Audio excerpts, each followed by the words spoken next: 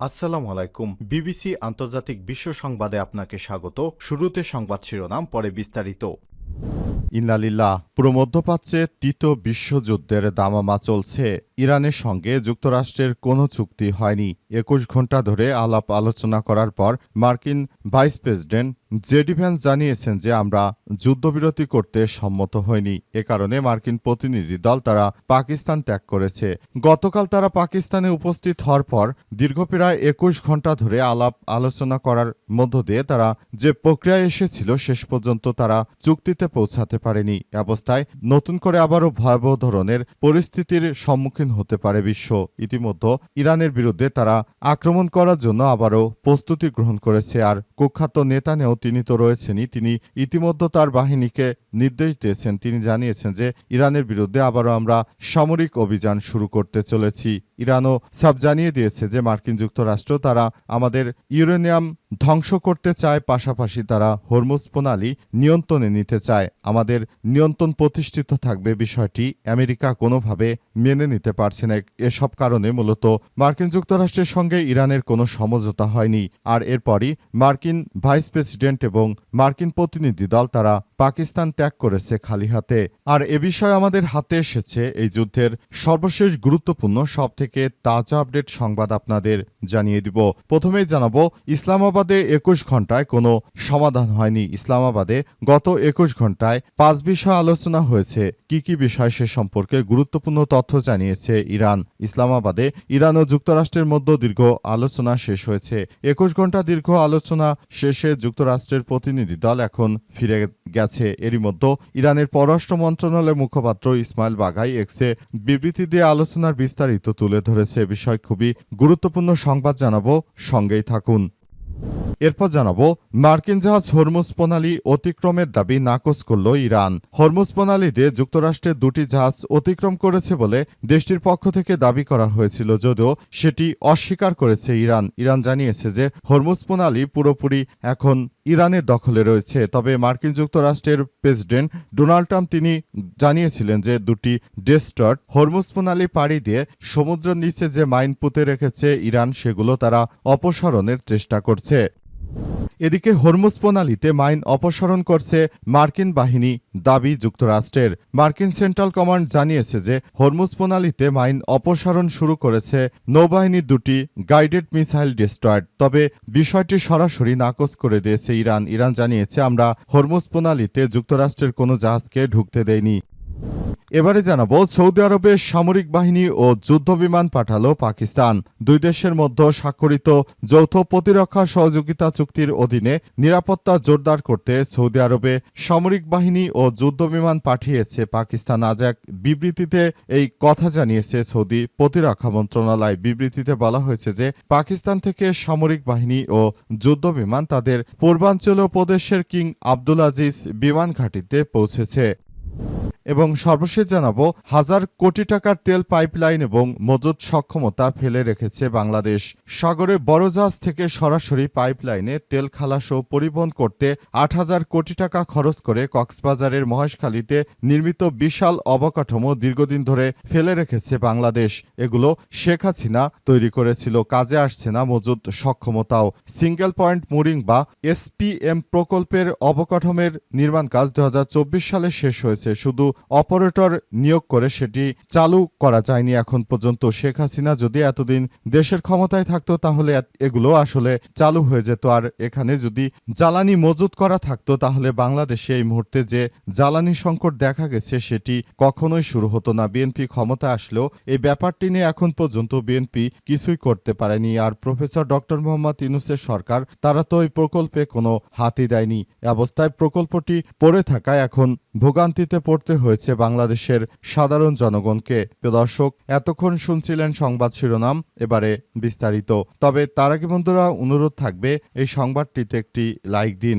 এই চ্যানেলে আপনি নতুন হয়ে থাকলে আমাদের সংবাদটি দেখতে দেখতে চ্যানেলটি সাবস্ক্রাইব করে রাখুন। কমেন্ট করে বন্ধুরা আপনার মূল্যবান মতামত জানিয়ে দিন আপনি বিশ্বের কোন দেশ থেকে বা বাংলাদেশের কোন স্থান থেকে আমাদের সংবাদটি দেখছেন এবং শুনছেন। আর বন্ধুরা, সংবাদটি আপনার সোশ্যাল মিডিয়া ফেসবুক ফেসবুকে শেয়ার করে বন্ধুদেরও দেখার সুযোগ করে দিন। আর ইরান, ইসরায়েল ও যুক্তরাষ্ট্রের মধ্যে যুদ্ধে আপনি কোন দেশকে সমর্থন করেন সেটি কমেন্ট করে বিশ্ববাসীকে জানিয়ে দিন। কমেন্ট করে জানিয়ে দিন এই যুদ্ধে কোন দেশ জিতবে বলে আপনি মনে করেন। এবারে বিস্তারিত। ইসলামাবাদে ২১ ঘণ্টায় কোন ৫ বিষয় আলোচনা হয়েছে জানালো ইরান।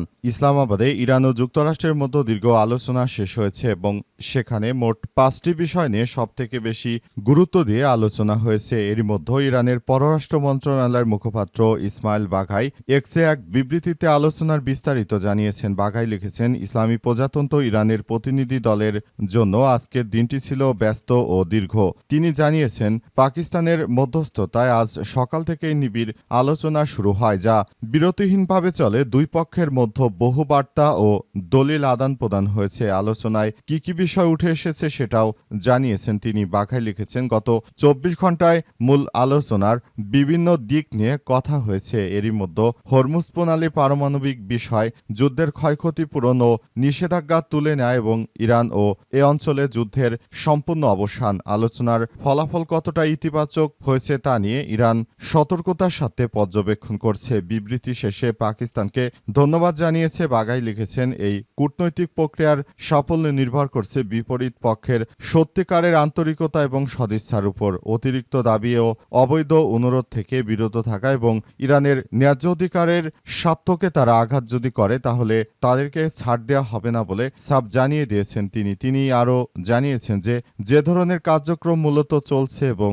সারা বিশ্ব জুড়ে দখলদারেরা যে কার্যক্রম শুরু করেছে এটি আসলে কোনোভাবে গ্রহণযোগ্য হতে পারে না। তারা আমাদের পারমাণবিক অস্ত্র তারা নিজেদের আয়ত্তে নিয়ে যাবে আর আমরা বসে বসে সেখানে দেখব, এটি কখনোই হতে পারে না বলে তিনি নিশ্চিত করেছেন। এবং তিনি আরও জানান যে এই প্রক্রিয়া আসলে কোনোভাবেই মেনে নেওয়া সম্ভব নয়। আমরা মনে করি ইসলামী রিপাবলিক অব ইরান এই বিষয়গুলোকে খুবই গুরুত্ব সহকারে দেখছে।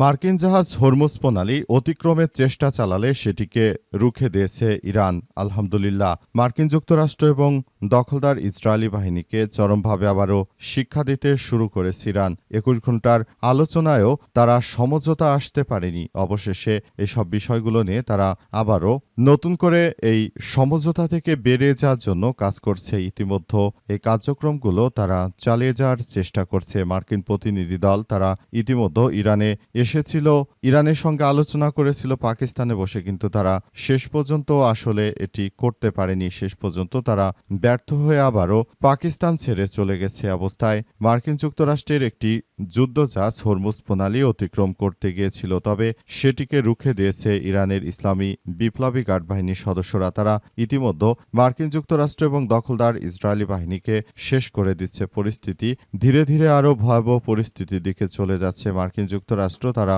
মনে করেছিল হয়তো এটি খুব সহজেই ইরান তাদের সঙ্গে যুদ্ধবিরতি করে নেবে এবং তারা যেসব দাবি দেওয়ার কথা জানিয়েছে সেগুলো মেনে নেবে, কিন্তু ইরান সব জানিয়ে দিয়েছে যে তারা তাদের পারমাণবিক কর্মসূচি নিয়ে কোনোরূপ ছাড় দেবে না। দখলদারদের একরকম মাটির সঙ্গে মিশিয়ে দেওয়ার জন্য তারা সর্বাত্মকভাবে প্রস্তুতি নিচ্ছে। আর এদিকে আমেরিকাও তারা প্রস্তুতি নিচ্ছে। নতুন অস্ত্রশস্ত্র সরঞ্জাম দিয়ে তারা মধ্যপ্রাচ্যের দিকে তাদের যুদ্ধজাহাজগুলো ধীরে ধীরে আবারও পাঠানোর চেষ্টা চালিয়ে যাচ্ছে। হরমুজ প্রণালীতে মাইন অপসারণ করছে মার্কিন নৌবাহিনী, দাবি যুক্তরাষ্ট্রের। মার্কিন সেন্ট্রাল কমান্ড জানিয়েছে যে হরমুজ প্রণালীতে মাইন অপসারণ শুরু করেছে নৌবাহিনীর দুটি গাইডেড মিসাইল ডেস্ট্রয়ার। সমুদ্র মাইন থেকে হরমুজ প্রণালী পুরোপুরি মুক্ত করার বিষয়ে বড় আকারের অভিযানের অংশ হিসেবে এই কাজ শুরু হয়েছে বলে জানিয়েছে সেন্টকমের কমান্ডার অ্যাডমিরাল ব্র্যান্ড কুপার। আজ সামাজিক যোগাযোগ মাধ্যম এক্সে দেয়া পোস্টে সেন্টকম জানিয়েছে যে ইউএসএস ফ্রাঙ্কি পিটারসন এবং ইউএসএস মাইকেল মার্ফি হরমুজ প্রণালী অতিক্রম করেছে এবং আরব উপসাগরে কাজ করছে। ইরানের ইসলামিক রেভলিউশনারি গার্ড কোর আইআরজিসির পাতা সমুদ্র মাইন থেকে প্রণালীটি সম্পূর্ণরূপে মুক্ত করার জন্য একটি বৃহত্তর মিশনের অংশ হিসেবে এই কাজ তারা শুরু করেছে। সেন্টকমের কমান্ডার অ্যাডমিরাল ব্র্যান্ড কুপার বলেছেন, আমরা এমন একটি নতুন পথ তৈরি প্রক্রিয়া শুরু করেছি এবং বাণিজ্যিক অবাধ এবং প্রবাহ নিশ্চিত করতে শীঘ্রই এটি নিরাপদ পথ উন্মুক্ত করা হবে। মাইন থেকে সৃষ্ট হুমকি এমনকি মোকাবেলার চেষ্টা করা হলেও ইরান এখনও ক্ষেপণাস্ত্র নিক্ষেপ করতে সক্ষম। মার্কিন প্রেসিডেন্ট ডোনাল্ড ট্রাম্প আজ ট্রুথ সোশ্যালে এক পোস্টে বলেছেন, যুক্তরাষ্ট্র সারা বিশ্বের দেশগুলোর প্রতি দয়া করে হরমুজ প্রণালী পরিষ্কার করার প্রক্রিয়া শুরু করেছে। মার্কিন প্রেসিডেন্ট আরও দাবি করেছেন যে হরমুজ প্রণালী আমরা যে পরিস্থিতি হোক না কেন হরমুজ প্রণালী আমরা ঠিক করার জন্য সর্বাত্মকভাবে কাজ করার প্রচেষ্টা চালিয়ে যাচ্ছি। তিনি আরও দাবি করেছেন যে হরমুজ প্রণালী আমাদের সবার জন্যই খুবই দরকার উন্মুক্ত করা। এজন্য আমরা সবাই মিলে হরমুজ প্রণালী আসলে উন্মুক্ত করতে চাই। সৌদি আরবে সামরিক বাহিনী ও যুদ্ধবিমান পাঠালো পাকিস্তান। দুই দেশের মধ্যে স্বাক্ষরিত যৌথ প্রতিরক্ষা সহযোগিতা চুক্তির অধীনে নিরাপত্তা জোরদার করতে এবার সৌদি আরবে মার্কিন বাহিনী ও যুদ্ধবিমান পাঠিয়েছে পাকিস্তানের সেনাবাহিনী। আজ পাকিস্তানের আন্তঃবাহিনী জনসংযোগ পরিদপ্তরের পক্ষ থেকে এ বিষয় নিশ্চিত করা হয়েছে। মূলত সেখানে সৌদি আরবের সঙ্গে পাকিস্তানের একটি সামরিক চুক্তি হয়েছে। সেই চুক্তি অনুযায়ী যদি কখনো সৌদি আরব আক্রান্ত হয় সেক্ষেত্রে পাকিস্তান তার সর্বাত্মকভাবে সৌদি আরবকে সহযোগিতা করবে এবং যদি পাকিস্তান কখনো ভারতের দ্বারা আক্রান্ত হয় সেক্ষেত্রে সৌদি আরব সরাসরিভাবে পাকিস্তানকে সহযোগিতা করবে। এই চুক্তির আওতায় মূলত এটি করা হচ্ছে যে পাকিস্তান এবং সৌদি আরব পরস্পর তারা দুই দেশের মধ্যে সমঝোতা স্মারক যে চুক্তি করেছে চুক্তির আওতায় মূলত এখন এগুলো সৌদি আরবে বর্তমান যুদ্ধবিমান এবং সৈন্য নিয়োগ করেছে পাকিস্তান।